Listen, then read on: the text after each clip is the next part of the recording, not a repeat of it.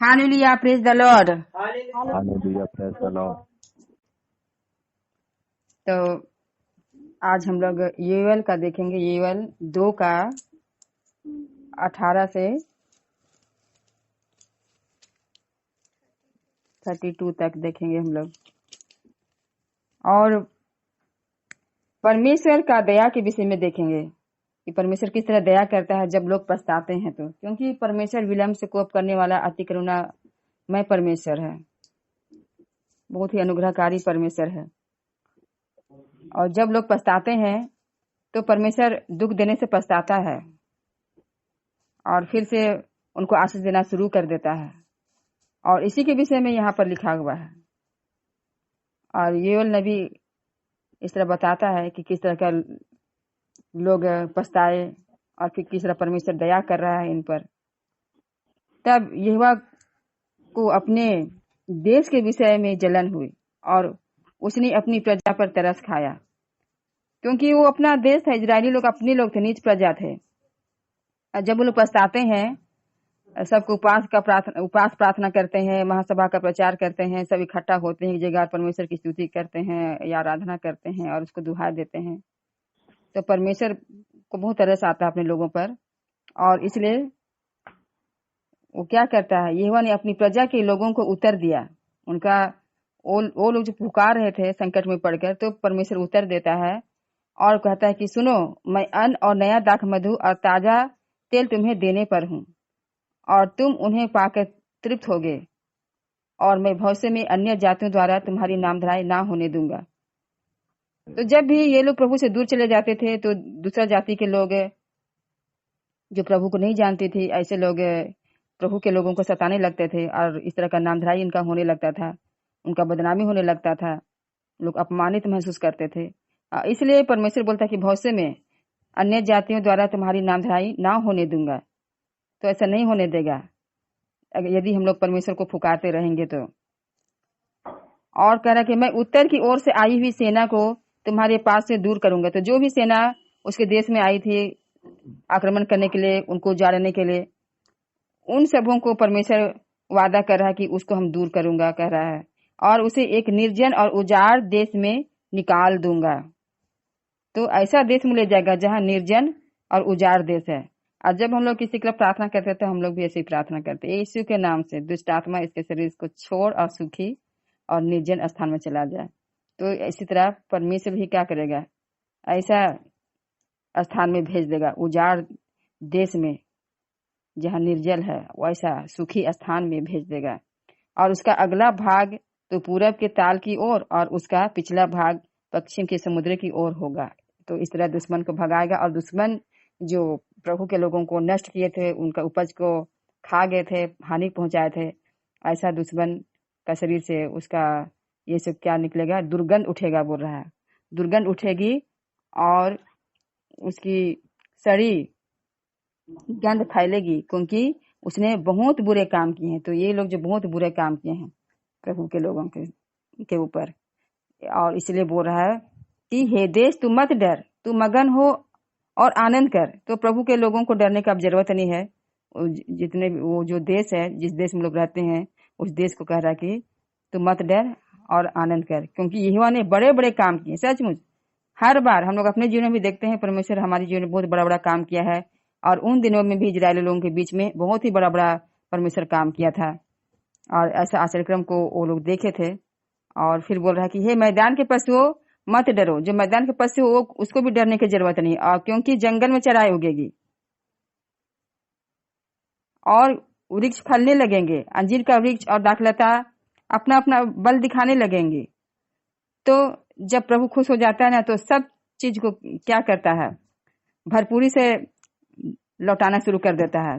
सब पेड़ पौधे भी लहराएंगे, अपना उपज देंगे। और फिर सियोन के लोगों से भी कहता है कि हे सियोन के लोगों, तुम अपने परमेश्वर यहोवा के कारण मगन हो।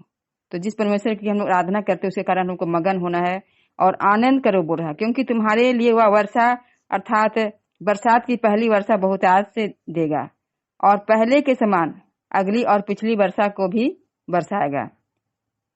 तो हमारा परमेश्वर क्या करेगा, समय से बारिश देगा ताकि अनाज अच्छा हो, फसल अच्छा हो। और जब ऐसा होगा तो बोल रहा है कि तब खलिहान अन्न से भर जाएंगे और रसकुंड नए दाख मधु और ताजे तेल से उमड़ेंगे। तो इस तरह का परमेश्वर भरपूरी से अनाज देगा कि खलिहान भी अन्न से भर जाएगा। और जो लोग दाख मधुर और ताजा तेल ये सबको भी क्या करेगा, परमेश्वर बहुता से देगा उन लोगों को जो लोग इस तरह का दाख का बारी लगाए हैं। क्योंकि जब वो लोग प्रभु से दूर हो गए थे तो परमेश्वर ये सब को नष्ट कर दिया था और कुछ भी नहीं पा रहे थे वो लोग। लेकिन अब परमेश्वर क्या कर रहा है, खुशी से ये सब भरपूरी से देगा।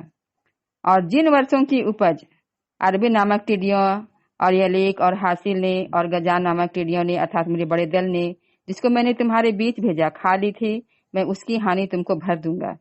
तो उसमें जो भी हानि परमेश्वर की ओर से आया था उस हानि को परमेश्वर क्या करेगा, भर देगा। जितना हानि किया उसको भर देगा परमेश्वर। और हम लोग के जीवन में भी जो भी हानि हुआ है उसको भी परमेश्वर भर देगा यदि हम लोग उसके ओर लौट जाएंगे। उसके परमेश्वर के साथ हम लोग का जो रिश्ता है, व्यक्तिगत रिश्ता, जो हम लोग का संबंध है उसके साथ वो अच्छा रहेगा तो सब चीज ठीक कर देगा। अभी भी जो लोग प्रभु के ओर नहीं फिरे हैं अपना जीवन को व्यर्थ बर्बाद कर रहे हैं। बहुत कीमती है हम लोग का जीवन और उसको बर्बाद नहीं करना चाहिए। तो बहुत सारे लोग नहीं जान रहे सच्चे परमेश्वर को और इसलिए संसारिक मौज मस्ती में क्या है, अभी भी लिप्त है। और परमेश्वर बोल रहा है जब ऐसा करेगा वो हम लोग का हानि को भर देगा, तुम पेट भर खाओगे और तृप्त होगे। तो परमेश्वर हम लोगों को अटपटा नहीं खिलाएगा, एकदम पेट भर खाना है बोल रहा है, एकदम तृप्त होगे तुम खाकर। और अपने परमेश्वर यहोवा के नाम की स्तुति करोगे। इसलिए जब भी हम लोगों को भोजन मिलता है, हम लोग को चीज से संतुष्ट हो जाते हैं, हम लोग को तृप्ति मिलता है ना, तो हम लोग को अपना परमेश्वर यहोवा का नाम की स्तुति करना चाहिए।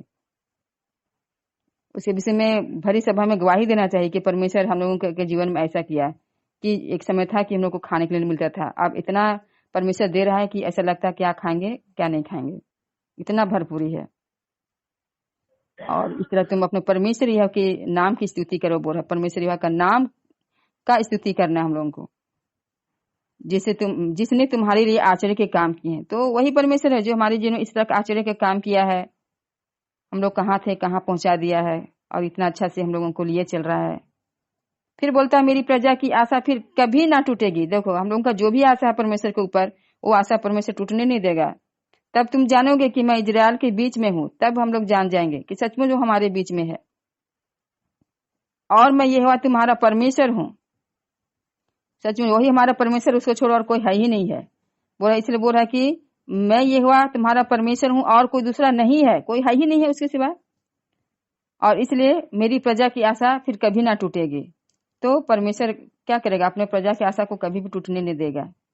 और इसके बाद जब इस तरह का भरपूरी हम लोगों को जीवन में देगा, हम लोगों का आशा टूटने नहीं देगा। और उसके बाद इन बातों के बाद कह रहा है कि मैं सब प्राणियों पर अपना आत्मा उंडेलूंगा। तो परमेश्वर अच्छा से रखेगा भी और अपना आत्मा भी उंडेलेगा ताकि हम लोग उससे कभी दूर ना जाने पाए। उसका आत्मा के सिखाए हम लोग चलने उसके मार्गों पर, उसको प्रसन्न करने वाले जीवन जीते रहे। और इस तरह का सब प्राणियों पर आत्मा उंडेलेगा क्योंकि वो तो सभी प्राणियों का परमेश्वर यहोवा है और उसके लिए कोई भी काम कठिन नहीं है। और इसलिए बोला कि तुम्हारे बेटे बेटियां भविष्यवाणी करेगी। देखो तो बेटा बेटी को भी क्या करेगा, भविष्यवाणी का वरदान दे देगा। और तुम्हारे पुण्य जो बुजुर्ग हैं, जो धर्मी बूढ़े लोग हैं, ऐसे लोगों को भी ऐसा करेगा कि वो लोग भी क्या करेंगे, दर्शन देखेंगे वो लोग भी। और तुम्हारे जवान दर्शन देखेंगे, तुम्हारे पुण्य स्वापन देखेंगे और तुम्हारे जवान दर्शन देखेंगे। तुम्हारे दास और दासियों पर भी मैं उन दिनों में अपना आत्मा उंडेलूंगा। तो परमेश्वर दास दासी जितने लोग हैं प्रभु का सेवकाय कर, ऐसे दास दासियों पर भी अपनी आत्मा को उंडेलेगा। और जो ऐसे दास दासी जो पहले जमाने में बहुत दास दासी लोग भी रखते थे, तो ऐसे लोगों के ऊपर भी परमेश्वर आत्मा उंडेला था। तो ऐसे लोगों पर भी आत्मा उंडेलूंगा ऐसा बोलता है। तो ये ऐसा करेगा अंत के दिनों में। इन बातों के बाद वो ऐसा करेगा जब परमेश्वर सब चीज का भरपूरी देगा, तो इस तरह करेगा ताकि किसी को सिखाने नहीं पड़ेगा कि प्रभु को जानो प्रभु को जानो, क्योंकि सब आत्मा से परिपूर्ण रहेंगे, सब प्रभु को जानेंगे, सब आत्मा और सच्चाई से प्रभु की स्तुति महिमा करेंगे।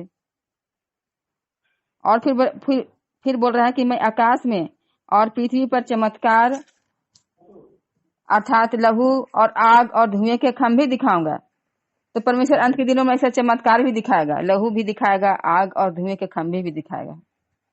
क्योंकि परमेश्वर का वो जो बड़ा और भयानक दिन आ रहा है, बोला कि यह कुछ बड़े और भयानक दिन के आने से पहले सूर्य अंधियारा होगा और चंद्रमा रक्त सा हो जाएगा। तो जब परमेश्वर का दिन आ जाएगा, जब साक्षात परमेश्वर ही आ जाएगा, तो क्या होगा? वो बहुत बड़ा दिन होगा, बहुत भयानक दिन होगा। उसके आने से तो सूर्य भी अंधेरा हो जाएगा, सूर्य की जरूरत भी नहीं है, और चंद्रमा भी रक्त सा हो जाएगा। ऐसा लगेगा कि जैसे लहू आ गया है उसमें। और उस समय जो कोई यहोवा से प्रार्थना करेगा, तो ऐसा भयानक दिन आएगा जब अंत के दिनों में इस तरह का बहुत गड़बड़ी में लोग रहेंगे। तो जो कोई उस समय भी प्रार्थना करेगा, क्योंकि अंत के दिनों में तो क्या होगा, सबका प्रेम ठंडा हो जाएगा। लेकिन जो अंत तक प्रार्थना करते रहेगा, बोल रहा है जो कोई प्रार्थना करेगा वह छुटकारा पाएगा। तो देखो, प्रार्थना जो लोग करेंगे वो लोग छुटकारा पाएंगे ऐसा मुसीबत से, ऐसे संकट से। और यहोवा के वचन के अनुसार, तो परमेश्वर जो वचन बोला है उसके अनुसार सिय्योन पर्वत पर, सिय्योन पर्वत जो आने वाला जो नया यरूशलेम है, और यरूशलेम में जिन बचे हुओं को, तो जितने लोग बचे हुए रहेंगे अंत के दिनों में, जितने लोग बचे हुए रहेंगे, और जिसको परमेश्वर चाहेगा बुलाएगा, अपने वचन के अनुसार बुलाएगा, और वे सब के सब उद्धार पाएंगे। तो परमेश्वर ऐसा करने वाला बहुत जल्द। हम लोग सोचते हैं कि देर हो रहा है, लेकिन परमेश्वर अपना महिमा को जरूर एक दिन दिखाएगा। जितने भी लोग प्रार्थना करते हैं सब छुटकारा पाएंगे। कहा तो प्रार्थना करना बहुत जरूरी है, बल्कि प्रार्थना हम लोगों का सांस होना चाहिए, ताकि हमेशा जैसे हम लोग परमेश्वर से बात करते रहते हैं ना, परमेश्वर बहुत अच्छा लगता है। अगर परमेश्वर से हम लोग प्रेम नहीं करेंगे तो परमेश्वर के पास कहाँ से जाएंगे? बहुत जरूरी है कि हम लोग परमेश्वर से प्रार्थना करते रहे और छुटकारा को देखें। प्रभु आशीष दे इस वचन के द्वारा। आमीन।